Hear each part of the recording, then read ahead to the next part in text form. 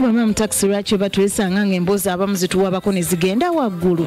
So tugezeeko nnyo okubeera mpola mpola. Abamu ogereza waggulu ensekuulira akugamba mu bintu byonna oyinza okuba olina omuntu gw'omanyi munene oba omutono mu ngeri omunyumiza waggulu ensekuulira.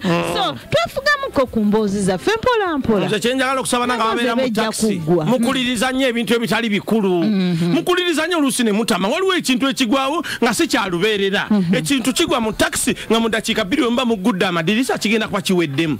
Naye omuntu n'ayomba ennyo mujja tulumya embuto kati mbuto munkyezi kuluma kabutoko ka China. So kyogamba kiryoka abantu bagende mu maaso beetayinga mu basanze. Ani tuli bantu bakulu.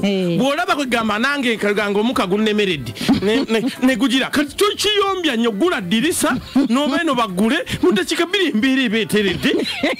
Kati mulimu ate n'abayomba kale naye mulimu aga 89.2 eno ye Manduso.